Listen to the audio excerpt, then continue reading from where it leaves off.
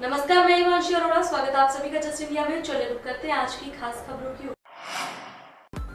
खबरों के प्रायोजक हैं आरोग्य मास्क लगाएं, कोरोना से सुरक्षित रहें। Asian Colour Coated Ispat Limited, आपका विश्वास हमारी पहचान। मेडिफिर International, taken a step to keep you safe from corona virus. रंज किया showroom in Rohtak and Bahadurgarh. Showroom पर आएं, टेस्ट ड्राइव लें और गाड़ी बुक कराएं। बुलेटिन की शुरुआत करेंगे इस वक्त की बड़ी खबर के साथ। इस वक्त की बड़ी खबर बड़ौदा उपचुनाव को लेकर आपको बता दें कि बड़ा अपडेट आया है। सीएम मनोहर लाल ने वर्चुअल लाइव किया है, बड़ौदा के युवाओं से बातचीत की है। इस वक्त की बड़ी खबर आपकी टीवी स्क्रीन पर। बड़ौदा के विकास के बारे में युवाओं से जानकारी सीएम मनोहर लाल खट्टर ने ली। साथ ही साथ उन्होंने ये कहा कि और विकास करवाया जाएगा। बीजेपी का विधायक जब आएगा तो बड़ौदा का और भी विकास होगा। बड़ौदा में विकास करने का आश्वासन जो है युवाओं को दिया सीएम मनोहर लाल खट्टर ने। इस वक्त की बड़ी खबर आपको बता दें, वर्चुअल लाइव युवाओं के साथ बड़ौदा उपचुनाव से पहले सीएम मनोहर लाल खट्टर का आपको बता दें कि सियासी संग्राम लगातार जारी है। तीनों पार्टियां जीत का दावा कर रही हैं। वहीं एक प्रयास जो है वो सीएम मनोहर लाल खट्टर की ओर से किया गया है। युवाओं से जानकारी ली गई है विकास को लेकर।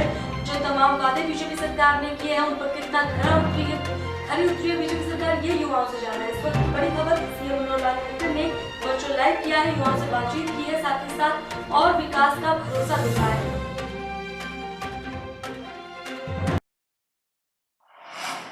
केंद्रीय स्वास्थ्य मंत्री हर्षवर्धन ने रविवार को आखिरकार स्वीकार कर लिया कि कोरोना संक्रमण के मामले में भारत कम्युनिटी ट्रांसमिशन के चरण में पहुंच चुका है। हालांकि इसके साथ उन्होंने ये भी कहा कि ये केवल कुछ जिलों और राज्यों तक ही सीमित है। उनका यह बयान पश्चिम बंगाल के मुख्यमंत्री ममता बनर्जी के उस बयान के बाद आया है जिसमें उन्होंने कहा था कि राज्य में कोविड-19 का कम्युनिटी स्प्रेड अप शुरू हो गया है। वर्धन का यह बयान उनके साप्ताहिक वेबिनार संडे संवाद के दौरान किए गए एक प्रश्न के जवाब में आया। बता दें कि इस साप्ताहिक वेबिनार में केंद्रीय मंत्री सोशल मीडिया पर लोगों से बात करते हैं और उनकी तरफ से पूछे गए सवालों का जवाब देते हैं।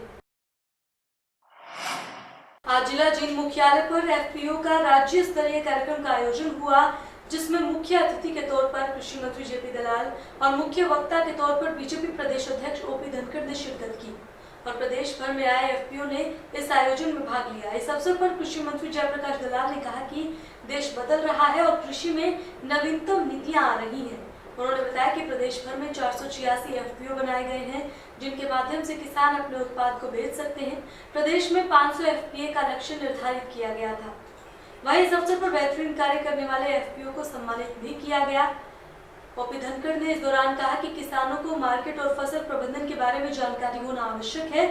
बाजार की मांग के अनुरूप ही फसल तैयार करें और इनकी बिक्री भी सही ढंग से खुद ही करें तो किसान बहुत अच्छा मुनाफा कमा सकते हैं। प्रोड्यूसर ऑर्गेनाइजेशन का एक फेडरेशन की उनका वार्षिक कार्यक्रम था और ये बड़ी खुशी की बात है कि सरकार की नीतियों का हरियाणा का किसान फ़ायदा उठा रहा है कि बड़ौदा चुनाव से अगर पोजीशन हिलेगी तो हुड्डा साहब की हिलेगी।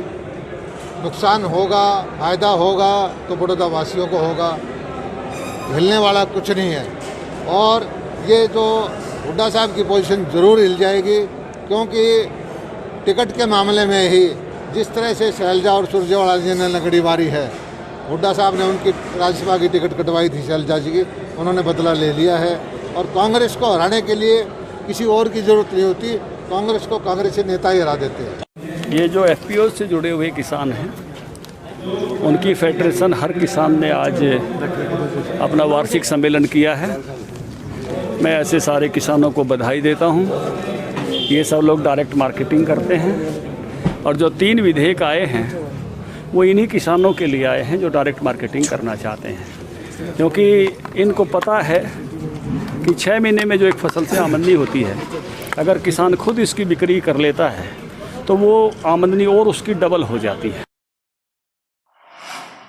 चलिए इसी भी शुरू करते हैं अगली बड़ी खबर की ओर जो कि सोनीपत से आ रही है। सोनीपत के पूर्व विधायक का देहांत हो गया। इस वक्त की बड़ी खबर आपको बता दें, सोनीपत के निजी अस्पताल में विधायक ने आखिरी सांसें ली। पूर्व विधायक का देहांत लंबे समय से एक बड़ी बीमारी से लड़ रहे थे देवराज, पूर्व विधायक और समाजसेवी देवराज दीवान का निधन। इस वक्त की बड़ी खबर आपको बता दें, लंबे समय से बीमार चल रहे थे दीवान। 78 साल की उम्र में ली आखिरी सांस। बड़ी खबर 78 साल की उम्र में देवराज दीवान का निधन। इस वक्त की बड़ी खबर सोनीपत से पूर्व विधायक देवराज दीवान।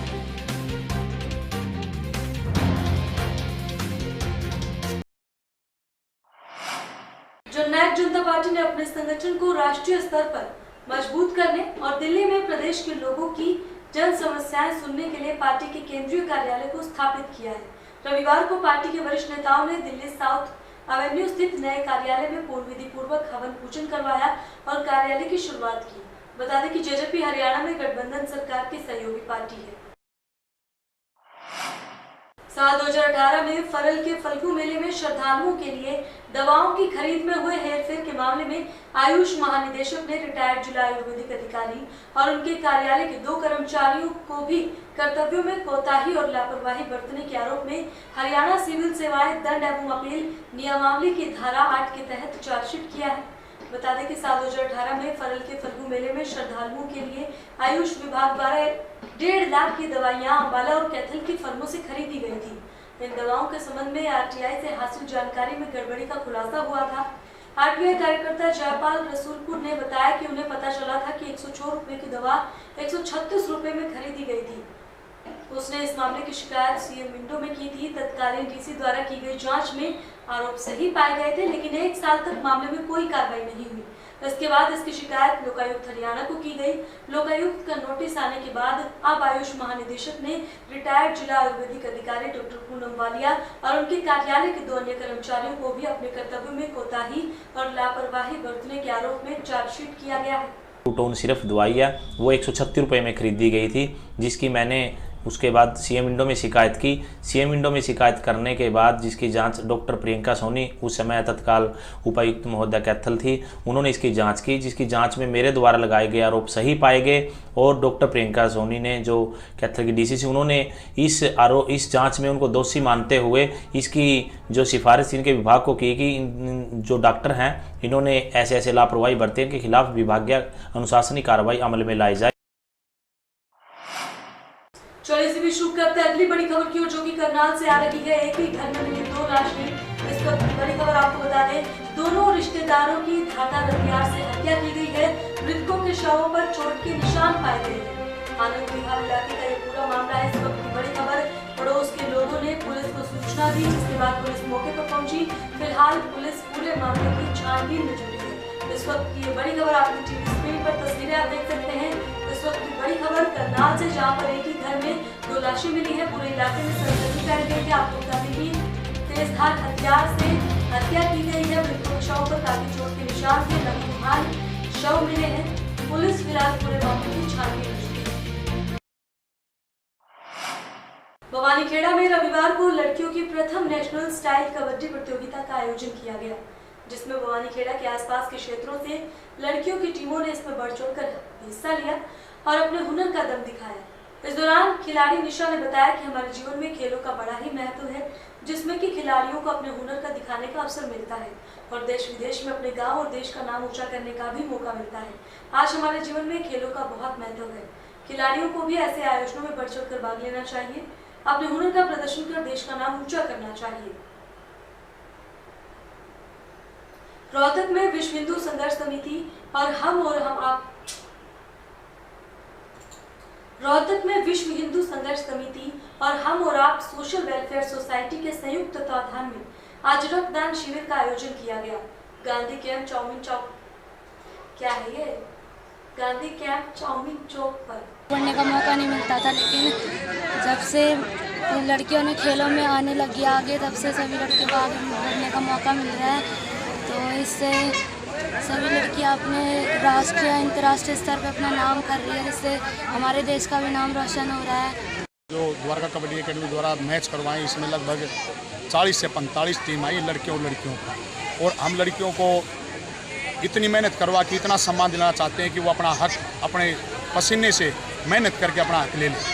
तो मैं खुद भी और सलाह देना चाहूँगा कि भाई लड़कियों को ज़्यादा से ज़्यादा आगे बढ़ाने की कोशिश करें।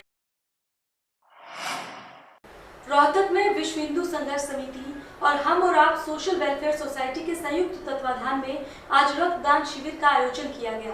गांधी कैंप चाउमीन चौक पर समिति के प्रदेश सचिव और उनके बड़े भाई ने रक्तदान किया। विकास मिश्रा ने अपने बेटे के जन्मदिवस पर रक्तदान किया और सभी से रक्तदान करने और दूसरों का जीवन बचाने का आग्रह किया। होडल में पांडुवन मंदिर के समीप कच्चे रास्ते पर एक 40 वर्षीय युवक की हत्या का मामला सामने आया, जहां युवक की हत्या करने के बाद उसे जलाया गया। आसपास के लोगों ने इसकी सूचना होडल थाना पुलिस को दी। सूचना के बाद होडल थाना प्रभारी मोहम्मद इलियास पुलिस टीम के साथ मौके पर पहुंचे। पुलिस ने जलती आग से युवक के शव को बाहर निकाला और शव को शिनाख्त के लिए पलवल के नागरिक अस्पताल में भेजा। अभी मृतक युवक की पहचान नहीं हुई है, लेकिन जिस तरह से युवक को हत्या के बाद जलाया गया है, इससे क्षेत्र में सनसनी फैल गई है। पुलिस ने कहा है कि मामले की जांच जारी है, जल्द ही मामले का खुलासा किया जाएगा। रास्ते पर एक डेड बॉडी जली हुई हालत में पड़ी हुई है, तो सूचना मिलने पर हम वहाँ मौके पर पहुँचे। तो अभी वो पहचान में नहीं आई है, शनाख्त नहीं हुई है किसकी है। हमने उसको वहाँ से डेड बॉडी को उठवा के मोर्चरी में रखवा दिया है और पहचान में आने के बाद नहीं बता पाएंगे और क्या मामला क्या है। तो सर ये देखो जो जली हुई हालत में मिली है, कुछ भी हो सकता है, अपने आप थोड़ी जलेगा। वो तो कटपीस जवाब में जो जड़ वड़ मिला है तो किसी ने हत्या की है, तभी उसने उसको मार के ही उसमें आग लगाई। खबरों के प्रायोजक थे Be Fast Fit, India's fastest growing fitness chain, now at Rohtak D Park. Shri Shyam plywood and lamination, वेंसफिल अपरेड्स लव, boiling waterproof plywood, SCF 48 Huda complex Rohtak. Kamal Chowk industries, a trusted school of chalk, manufacturer and suppliers of chalk, color chalk, slate pencil, duster, dustless chalk, housekeeping material, mask, sanitiser, hand wash etcetera. Office 392/14 Chamanpura गली master Ghasiram Rohtak. Corona महामारी से लड़ने के लिए आरोग्य mask लाया है आपके लिए सबसे आधुनिक मास्क। इसके साथ ही आपको मिलेगी आधुनिक PPE किट, वो भी बहुत ही सस्ते रेट पर। contact@arogyamask.com पर जाएं और हमसे संपर्क करें या फिर www.arogyamask.com से जुड़ें। इसके साथ ही आप हमें कॉल कर सकते हैं। हमारा पता है Anand International, plot number 181, Panipat, Haryana.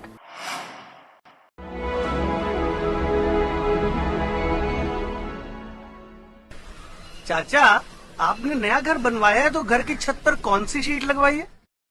बेटा, मैंने अपने घर की छत पर एशियन शीट लगवाई है, क्योंकि वो कभी न मिटने वाले ओरिजिनल निशान की चादरें हैं। साथ में ISI का चिन्ह, 5 साल की वारंटी के साथ साथ पैसों का सही मूल्य देने वाली वही इकलौती शीट्स हैं। क्योंकि नाम नहीं, पहचान जरूरी है। और फिलहाल इस बुलेटिन में इतना ही, लेकिन बाकी की तमाम खबरों के लिए आप देखते रहें जस्ट इंडिया। नमस्कार।